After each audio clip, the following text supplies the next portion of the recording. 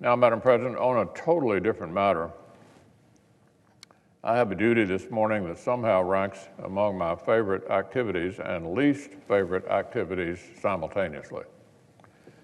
The good news is I get to recognize a key member of my staff who I've come to know and admire a great deal. The bad news is the occasion.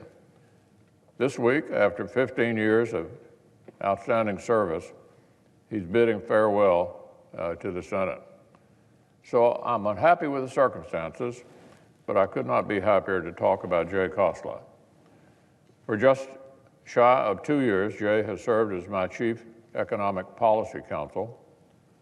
Trade, taxes, banking and financial services, pensions and retirement, housing. For 2 years, any answer I needed on any of these subjects was one phone call, one email, or one quick meeting away. You can go a long way in this town if you master either the policy details of big issues or the politics surrounding those issues. Jay has mastered both.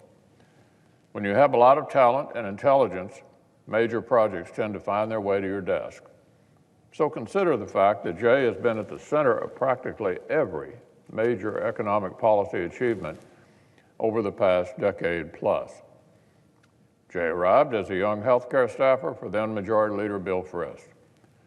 Talk about an opening act, not just working for a Majority Leader, but one who is also an MD and who focused on healthcare. The bar was set high, but Jay, of course, exceeded it. He then moved to the Budget Committee. Then he crafted policy for Senator McCain's presidential campaign. And then he returned to work for Senator Hatch and the Finance Committee. Before long, Jay was Senator Hatch's secret weapon. And as he rose through the ranks, policy director to staff director, he rapidly became a not-so-secret weapon, an invaluable asset to his chairman, to the committee, and really to our entire conference. His relationships extended across the aisle as well. Our Democratic colleagues respect him greatly. His colleagues on the committee remember that even when it might have been easier to pull back behind party lines and just try to craft a bill within the majority, Jay stayed stubbornly dedicated to the bipartisan process as long as possible. A team player, an honest broker. Jay doesn't want to get big things done. He wants to get them done the right way. Trade Promotion Authority in 2015, historic tax reform in 2017, USMCA this year.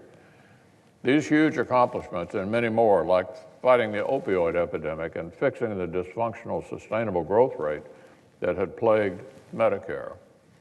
All of them had this staff leader right at the center. In many cases, his work started months or years in advance, meeting with leaders, pouring the foundation for a new policy, and he stayed on the case right through to the finish line. So needless to say, this is a resume that basically anyone in Washington would kill for. But effectiveness is only part of Jay's magic. The colleagues whom Jay supervised at the Finance Committee remember a boss who was kind, generous, patient, unflappable, even as he guided them through legislation of the highest consequence. More recently, we in the Majority Leader's office have relished his laugh-out-loud punchlines, his deadpan sarcasm, and his creative nicknames. Jay's willing to take everyone down a peg when they need it, including himself. I've worked with all kinds of talented staff, but I have to say the demeanor that Jay brings to work is somewhat unique. Despite being so knowledgeable, connected, and hardworking, Jay seems to flow through all the challenges with confidence and calmness that almost border on relaxation. If you didn't know better, you'd almost be suspicious. Somehow, you never see Jay sweat. Well, at least not in the office. Jay's colleagues like to rib him about the personal training regimen he maintains, along with the ultra-healthy diet and other enviable aspects of work-life balance that he somehow managed to carve out in this place that is so notorious for none of that. It's all part of the unique Jay Khosla magic.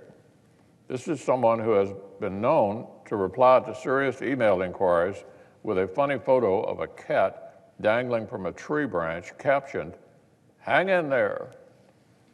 Someone who frequently concludes his answers to pressing questions, including from senators, with a smile and this catchphrase, "I have a feeling it's all going to work out."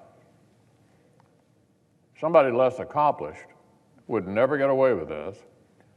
From someone with less mastery of the details, you would scoff and find someone else to talk to. But when it's Jay, you know everything will actually work out because he's the one on the case. Jay helps make everyone around him as calm, confident, and cheerful as he is. It's not just because of his charisma, it's because he's so good at what he does. So look, Madam President, it's never fun to bid farewell to someone who's a big part of the brains of your operation. And it's never fun to say goodbye to someone who's a big part of the heart of your team either. So it's really no fun to say goodbye to somebody who's managed to be both. Jay's only formally worked for me for a couple of years, but he's been a trusted advisor and an honorary part of my team for a lot longer. He's been a big part of the Senate for more than a decade. But when I say that Jay knows how to prioritize, I mean it, and his real bottom line is family. He and his beloved wife, Lisa, have 2 boys, Sasha and Asher. They form a tight-knit unit together with Jay's parents, Vijay and Suman, and his sister, Anshul, and beyond. Jay may have made it look suspiciously easy all these years, but jobs like this are never easy, least of all on your family. It turns out that the Khosla clan would like to see a little more of this guy, and Jay doesn't mind the sound of a new chapter and some new challenges either. So we're really going to miss him. We thank him for everything, but we feel certain his next chapters will bring new happiness all their own.